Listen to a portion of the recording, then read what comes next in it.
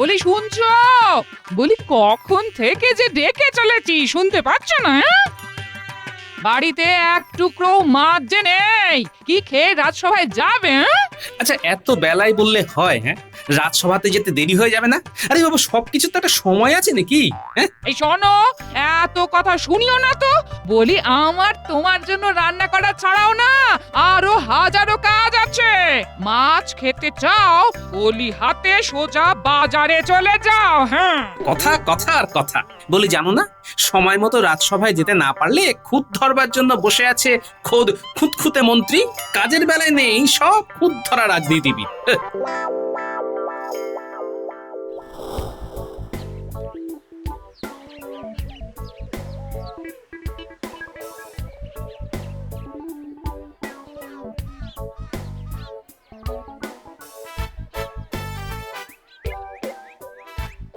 কি মাছ আছে গো? কত করে কেজি? হ্যাঁ, এই যে গোপাল দাদা, 80 মোহর করে। এই যে মাছটুকু পড়ে আছে, ওটার ওজন করো দেখি। এটা 500 হবে, দাও খান 40 মোহর। ওজন করে দেখে ঠিক করে বলো বাপু, ওজন ছাড়া ভোজন হবে না কিন্তু। গোপাল দাদা, এই 350 গ্রাম হচ্ছে। তবে দাম কত? এই তো মুশকিলে ফেলে দিলে দাদা। আমি তো 500 গ্রাম 250 গ্রাম জেনে এসেছি, তা এটা তো জানি না 350 গ্রামের দাম কত হবে জানি না। তুমি একটা কিছু দিয়ে দাও না দাদা। আরে এমন হিসেব করলে তো তোর ব্যবসা লাটে উঠবে রে। তুমি তাহলে ওই হিসেব শিখিয়ে দাও আমায়। ওরে মূর্খ, ওটা আমার কাজ নয়। তবে শুধু হিসেব নয়, তুই বাকি পড়াশোনাও কিছুই শিখিসনি মনে হচ্ছে। নিজের নাম সই করতে পারিস বলে তো মনে হয় না রে। হ্যাঁ, এনে 28 মোহর। অত শত জানি না বাপু, শুধু আমি নই গোপাল দাদা, বাজারে যে কজন ব্যবসা করি কেউই পাঠশালাতে পড়িনি। এই হয়েছে তোদের মুশকিল, বুঝলি? হ্যাঁ, এই নাও। বুঝেছি, তোদের মধ্যে প্রকৃত শিক্ষার বড়ই অভাব। শোন, তোরা সবাই যাতে পড়াশোনা করতে পারিস আর কিছুটা ওই হিসেব নিকেশও শিখতে পারিস, তার ব্যবস্থাই এবার করব। রাজসভায় গিয়ে পৌঁছই আগে।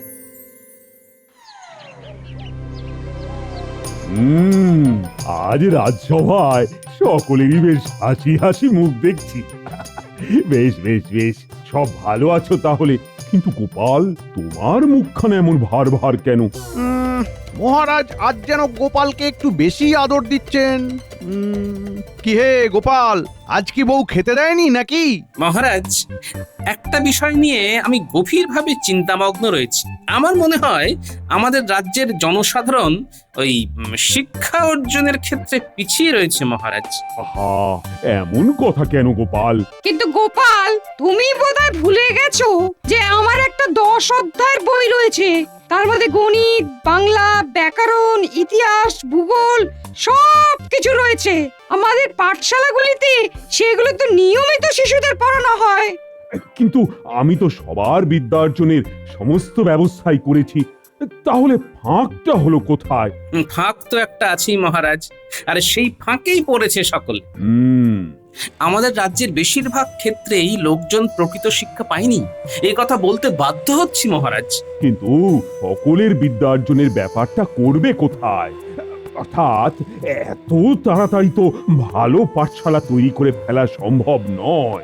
বিষয়টা গভীর চিন্তার। তবে মহারাজ, আপাতত গাছতলাতেই বড়দের পাঠশালা শুরু হোক। মহারাজ, পণ্ডিত মশাইয়ের বইটাও সকলের জন্য পুনরায় ছাপানোর প্রয়োজন রয়েছে।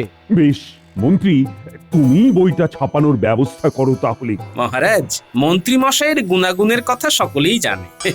উনি তো আগে সেখান থেকে নিজের জন্য সরিয়ে ফেলবেন। তার চেয়ে আমাকেই দায়িত্ব দিন মহারাজ। মহারাজ, আপনার সামনে গোপাল আমাকে এত বড় অপবাদ দিল আর আপনি কিছুই বললেন না। ঠিক আছে, আমিও দেখে নেব গোপাল তুমি কেমন করে এই কাজটি সুসম্পন্ন করো।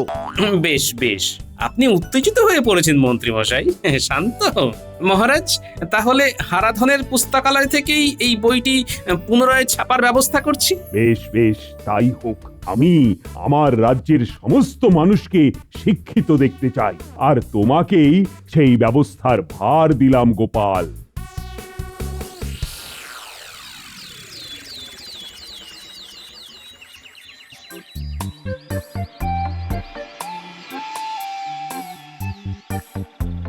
হারাধন, সব বুঝতে পারলে তো? এবার বলো, মোটামুটি সকলের জন্য ছাপাতে কত মোহর লাগবে?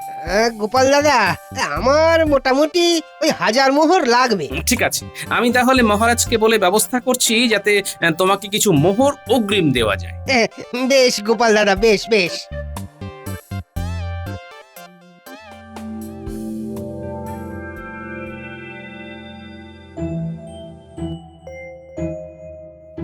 মন্ত্রী মশাই, প্রণাম প্রণাম। আপনি এখানে মানে এখন জরুরি কোনো প্রয়োজন বুঝি আমাকেই তলব করতেন, আমি চলে যেতাম। কিরে, বরাত তো হয়ে গেছে, ঠিক মতো ছেপে সময় মতো দিয়ে দিবি। তা কত বলেছি? আগে ওই 1000 মোহর মন্ত্রী মশাই। তাতে তোর তো ভালোই লাভ হবে, আমার কি থাকবে? হ্যাঁ, আমার জন্য কি কিছু বলেছিস কি? মানে এমন ব্যবস্থা থাকবে যাতে তোরও থাকবে, আমারও কিছু থাকবে। আসলে এতগুলো বই ছাপাতে 1000 দিস্তা কাগজ লাগবে। আরে বাবা, অত লাগবে না, তুই 700 দিস্তার কাগজ ছাপাবি। হ্যাঁ কিন্তু মন্ত্রী মশাই, আমি তো গোপাল দাদাকে বলে দিয়েছি। ঠিক আছে, এখনো তো তুই আনিসনি। তুই একটা কাজ কর, বুঝলি, পণ্ডিতের লেখা বই 10 অধ্যায় পর্যন্ত রয়েছে, তুই 7 অধ্যায় পর্যন্ত ছাপবি। আরে ওই দেখো, হ্যাঁ, হাঁ করে তাকিয়ে রয়েছে। মানে ঠিক বুঝলাম না মন্ত্রী মশাই। মানে ব্যাকরণে তোর ছাপানো বইতে কারক থাকবে, বিশেষ্য, বিশেষণ, সর্বনাম ইত্যাদি থাকবে, কিন্তু কোনো ক্রিয়া থাকবে না। আরে বাবা, ভেতরে কি আছে কেউ তো দেখতে যাচ্ছে না, আমি জানি, পণ্ডিত জানে, আর কেউ তো জানবে না। আর তারপরের ব্যাপারটা আমি বুঝে নেব। গোপালকে বইগুলো দিয়ে তুই তীর্থে চলে যাবি, কেমন? আমার অত পয়সা নেই মন্ত্রী মশাই। আরে বাবা, এলাকাতেই থাকবি, বাড়িতে থাকবি না। বলবি তীর্থে যাচ্ছি, কিন্তু যাবি না, আশেপাশেই থাকবি কোথাও, তাহলেই হবে, কেমন? মানে মানে মন্ত্রী মশাই, কোনো বিপদ হবে না তো? যেমন বলছি তেমন ভাবেই চল, তাহলেই হবে। শোন, গোপাল বই খুলে 10 অধ্যায় মিলিয়ে দেখবে না, বুঝলি? আর আমার কথা না শুনলে না না না না মন্ত্রী মশাই, আমি ছেলে বউ নিয়ে থাকি। ও আপনি আপনি যেমন বলবেন তেমনই হবে। প্রণাম মহারাজ। কি খবর গোপাল? আমার বই ছাপানোর কাজ কত দূর হলো? মহারাজ, এই হারাধনের দোকান থেকেই আসছি, সে বলেছে 10,000 মোহর লাগবে। বেশ তো, খাজাঞ্চিখানা থেকে নিয়ে যেও গোপাল। আমার রাজ্যবাসীকে আমি শিক্ষিত দেখতে চাই। আমি আপ্রাণ চেষ্টা করব মহারাজ। বেশ বেশ, তবে এখন এসো গোপাল। প্রণাম মহারাজ।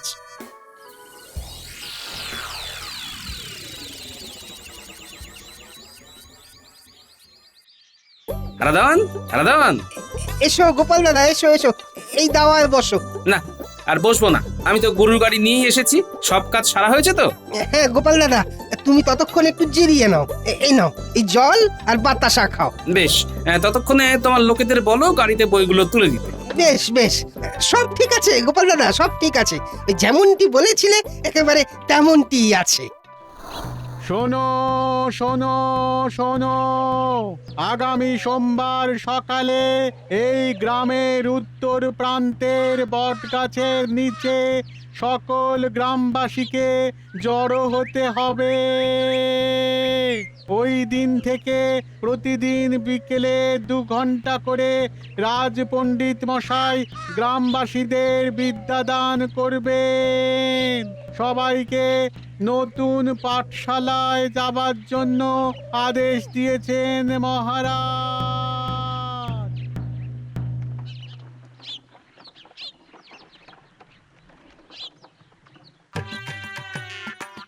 কই রে পুটি, বেরিয়ে আয় রে, বই নিয়ে যা। দাও গো গোপাল দাদা, বই দাও। পুটি, তোর বাবাকে নিয়ে সোমবার উত্তর দিকের বট গাছের কাছে যাবি, কেমন? হ্যাঁ গো গোপাল দাদু। এই নাও বই। সোমবার কিন্তু তোমরা যাবে। কই রে ভোলা, বই নিয়ে যা।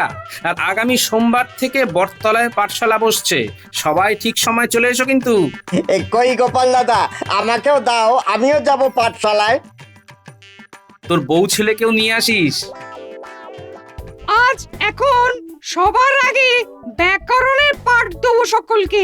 বই খোলো, সবাই শোনো। বিশেষ্য, বিশেষণ, সর্বনাম, অব্যয়, ক্রিয়া। এই ক্রিয়া মানে কি? কাজ। কাজ করাকে ক্রিয়া বলে। সবাই ক্রিয়া খোলো, 70 পাতা বার করো। কি হলো? কি হলো কি? সবাই মুখ চাওয়াচাওয়ি করছো কেন? পড়ায় কারো মন নেই নাকি? বলছি না ক্রিয়া পড়াবো। আরে 70 পাতা তো আমার বইতে নেই গো পণ্ডিত মশাই। দেখি দেখি ন্যাপলা, তোর বইটা দেখি। আমার বইতেও নেই রে পুটি। কি হলো বলতো? 70 থেকে 75 পাতা কারোর বইয়ে নেই। ও মা, 70 থেকে 75 পাতা পর্যন্ত কিছুই তো লেখা নেই পণ্ডিত মশাই। সে কি? আমার লেখা বইতে আছে, তোমাদের নতুন ছাপা বইতে কিছু নেই? আমি তো অবাক হয়ে যাচ্ছি, কোথাও কিছু একটা ভুল হয়ে যাচ্ছে। আচ্ছা ঠিক আছে, আপাতত আমি তাহলে গণিত শেখাই তোমাদের। যোগ বিয়োগ গুণ ভাগ শেখাবো। বই খোলো তোমরা, দেখো সূচিপত্রে সব রয়েছে। আচ্ছা আমি দেখছি। এ কি? যোগ বিয়োগ গুণ আছে, ভাগ নেই। সূচিপত্রে আছে কিন্তু আসলে নেই। এসব কি হচ্ছে মন্ত্রী মশাই? কেমন ধারা বই ছেপেছেন আপনারা? দেখলেন মহারাজ, আমি বলেছিলাম না গোপালকে কাজ দেবেন না। আমি কি করব? যা ওই বইতে ছিল আমি তো তাই ছাপতে দিয়েছি। মোটেও না, কিছু তো একটা গন্ডগোল আছেই। তুমি সব কাজ খারাপ করে ফেলো। মহারাজ আমি বলছি এসবই গোপালের কারসাজি। গোপাল এসব ইচ্ছে করেই করেছে। এর ভেতরে নিশ্চয়ই টাকাও খেয়েছে গোপাল। গোপাল, তোমার থেকে আমি এটা আশা করিনি। তোমার অন্যায় ক্ষমার অযোগ্য। মহারাজ, আমার কথাটা দয়া করে শুনুন একবার। আমি নির্দোষ মহারাজ। ঠিক আছে, তোমার দোষ না তোমার গুণ তার প্রমাণ দাও আমাদের। হ্যাঁ মহারাজ, আমি দোষী নই, আমি প্রমাণ দেব। এই তোমরা কয়েকজন চলো তো আমার সঙ্গে হারাধনের বাড়ি।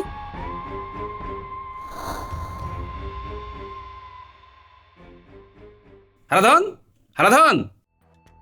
জব বাবা, হারাধন নেই। এই তোমরা কেউ জানো? এই তো দুদিন আগে তো ছিল হারাধন খুড়ো, কবে যে গেল। আরে কোথায় বা গেল তীর্থ করতে? আমরা তো কিছুই জানি না গোপাল দাদা। এটা খুব মুশকিল হলো, এবার আমি কি করব?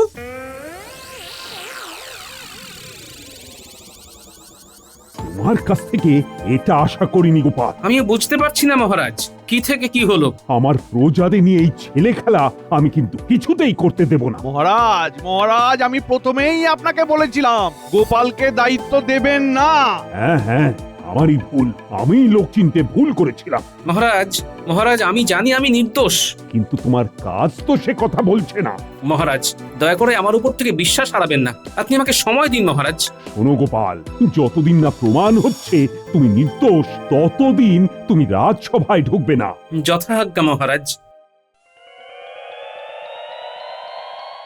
কোথা থেকে যে কি ঘটলো কিচ্ছু বুঝতে পারছি না। একটু সুস্থির হও না। কি আর বলবো গিন্নি, কিছু না করেই দোষী হয়ে গেলাম। আমার মনে হয় না এই কাজ তোমাদের এই ষড়যন্ত্রী মন্ত্রী মশাইয়ের কাজ। হ্যাঁ সেটা আমারও মনে হচ্ছে বুঝলে, কিন্তু সংযোগটা পাচ্ছি না, ওটাই তো খুঁজছি।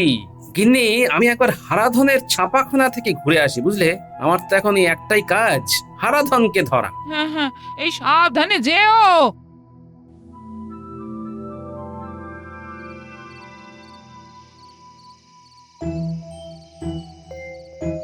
জায়গাটা খুব অন্ধকার, উফ, কি মশা। আরে দোকানের কাছে কি একজন এসে দাঁড়ালো না? কি যাই গিয়ে দেখি। এই কে তুমি? আমি হারান। এত রাতে তুমি এখানে কেন? আগে ওই হারাধন বাবু আমার কাছে টাকা পায়। কেন? এই হারাধন বাবু আমার কাছ থেকে পাতা কিনেছিল গো, মানে ওই সাদা পাতা। তার মানে কি পাতা কিনলে তুমি টাকা দেবে? হারাধন কেন টাকা পাবে, এর মানে কি? ওই আমার সঙ্গে ওনার কথা হয়েছিল, ওই উনি 1000 দিস্তা পাতার কাজ করবেন, কিন্তু উনি তো ওই 700 দিস্তা পাতার কাজ করিয়েছেন। ওই বাকি 300 দিস্তার পাতার আর কাজ হয়নি। তাই টাকাটা ওনাকে আমি ফেরত দিতে এসেছি, কিন্তু কিছুতেই ওনাকে পাচ্ছি না। আচ্ছা বুঝেছি, ঘটনার জট তাহলে এইখানে। কিন্তু হারাধন তো তীর্থে গেছে। আচ্ছা তুমি একটা কাজ করো, এ কথা কাউকে জানিও না যে হারাধন টাকা পায়। হ্যাঁ আমি দেখছি ব্যাপারটা। আমাকে চেনো তো? এই কৃষ্ণনগরে তোমাকে কে না চেনে, তুমি তো আমাদের গোপাল দাদা। হ্যাঁ, আমার উপর ভরসা রাখো। বেশ বেশ, এখন চলো, রাত অনেক হলো, চলো চলো।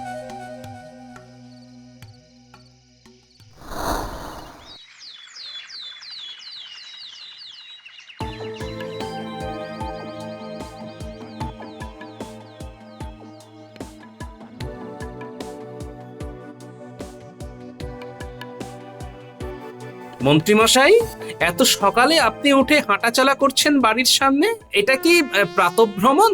তাতে তোমার কি হে? তুমি যেখানে যাচ্ছিলে যাও তো বাবু। না, তাই বলছিলাম। তুমি নিজের চরকায় তেল দাও গোপাল। না মন্ত্রীমশাই, আসলে আপনাকে তো খুব চিন্তিত দেখাচ্ছে, তাই বললাম আর কি। আর এত ভোরে আপনি রাস্তায়। তাতে তোমার কি বলো তো বাপু? মন্ত্রীমশাই, আপনি সত্যি চিন্তায় আছেন, এটা ঠিক। আচ্ছা, আমি একটা কথা বলি, আপনি কি কারো কাছ থেকে টাকা পান? কেন বলো তো? ঠিক ধরেছি। না না, আপনাকে দেখে মনে হলো। আর তাছাড়া আমার কাছে খবর আছে তো, কার কাছ থেকে পান বলুন তো। তার মানেটা কি? হ্যাঁ, যাও তো, যাও, যেখানে যাচ্ছিলে যাও, যাও। আমার সন্দেহ ঠিক। এই যে যাচ্ছি মন্ত্রীমশাই।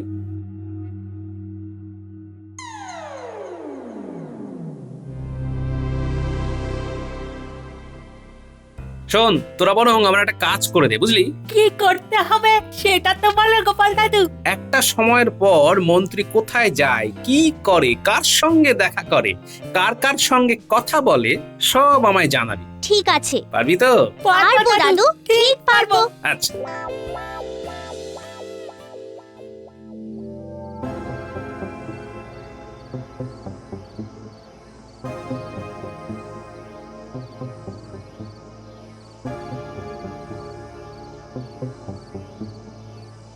হ্যাঁ, একটু একটু সজাগ থাকতে হবে।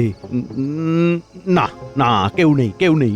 এই বটা ঘটার বাড়ি আছে। এই বটা ঘটা আছিস নাকি?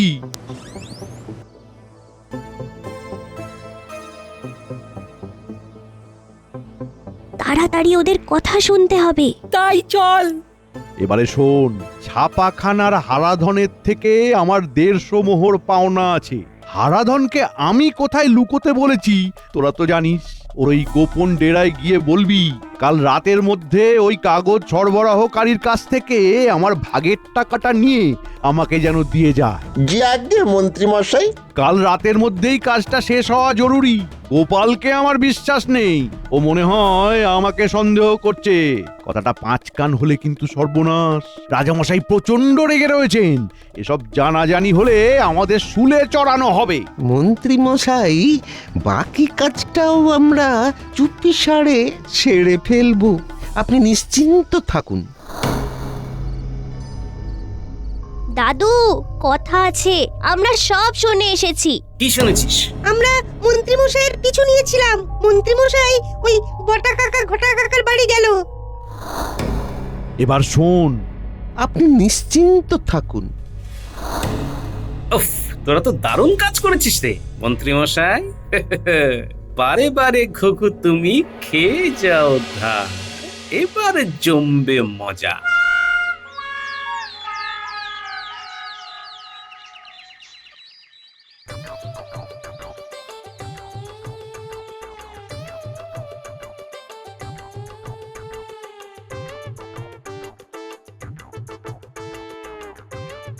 প্রণাম মহারাজ, বিশেষ একটা কারণে আজ আমি এখানে এসেছি মহারাজ।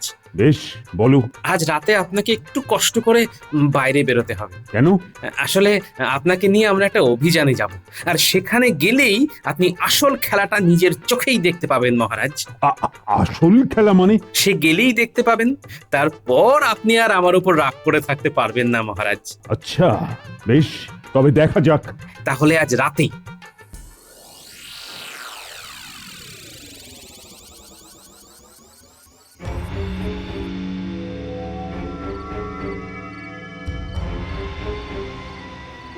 মন্ত্রী মশাই, মন্ত্রী মশাই, ও মন্ত্রী মশাই। কে? হারাধন এলি? আয় আয় আয়, ভেতরে আয়, ভেতরে আয়। দে দে দে দে দে দে আমার বকেয়া মোহর দে। এই নিন। এই এই এই সব মোহর ঠিক আছে তো রে? হ্যাঁ, নিন মহারাজ, এই আপনার খলনায়ক। আর তার সঙ্গীকে দেখতে চান? এই দেখুন। আর তুমি কিসের টাকা দিতে এসেছো মন্ত্রীকে? এ তো পাঠ্যপুস্তকের খালি পাতার টাকা। ওখান থেকে পাতা উড়ে এলো, এখানে আপনার ট্যাঁকের টাকা ঢুকে গেল মন্ত্রী মশাই। দেখুন মহারাজ, আপনার ষড়যন্ত্রকারী মন্ত্রী মশাইয়ের রূপটা একবার দেখুন। ছি ছি মন্ত্রী, এ তোমার কাজ? আমি তো ভাবতেও পারছি না। আমি তোমাকে বিশ্বাস করেছিলাম। এরপরে কথা বলবে হারান। কি হারান, মুখ খোলো এবার। বলো কি জানো তুমি? আমি তো কাগজ সরবরাহকারী হারান। ওই হারাধনদা আমার কাছ থেকে 700 দিস্তে খাতার কাগজ নিয়েছিল। 300 দিস্তের টাকা আমি ফেরত দেওয়ার জন্য এসেছি, কিন্তু আমি তো হারাধনদার কথাতেই এই কাজ করেছি। হারাধন, তোমার এত সাহস! তুমি কিছু পাতা বাদ দিয়ে ছেপে দিলে শিক্ষার্থীদের কথা, শিক্ষায় উৎসাহী আমার সাধারণ প্রজাদের কথা ভাবলে না। আমি মন্ত্রীমশাইয়ের কথা এসব করেছি হুজুর। তাই তাই বাকি মোহর ওই মন্ত্রীমশাইকে ফেরত দিতে এসেছিলাম। মন্ত্রী, তোমার এত সাহস! তুমি তুমি আমার সঙ্গে, আমার প্রজাদের সঙ্গে বেঈমানি করো। এর শাস্তি কি জানো তুমি? আর গোপাল, গোপাল, আমি ভুল করেছিলাম। তোমার কথা আমার শোনা উচিত ছিল। ঠিক আছে মহারাজ, এখন শুনুন। সেদিন নতুন পাঠ্যপুস্তক দেখে রাজপণ্ডিত একটা কথা বলেছিলেন, এমন ভাবে অর্ধেক পড়াশোনা করলে শিক্ষাও অসমাপ্ত থেকে যাবে। যোগ আছে, বিয়োগ আছে, গুণ আছে, ভাগ নেই। ওদিকে অব্যয় আছে, বিশেষ্য আছে, বিশেষণ আছে, ক্রিয়া নেই। তাহলে কি দাঁড়ালো? আজকে মন্ত্রী থাকবে, কিন্তু তার গায়ে জামা কাপড় থাকবে না। সেনাপতি, গাধাটা কই? আগে বাইরে আছে মহারাজ। জামা কাপড় খুলে ওই গাধায় চড়িয়ে মাথায় ভাঙা হাঁড়ি বসিয়ে রাজ্যের বাইরে করে দাও ওই বিশ্বাসঘাতক মন্ত্রী। আমি আর ওর মুখ দেখতে চাই না। দিন মহারাজ, এবারের মতো ক্ষমা করে দিন।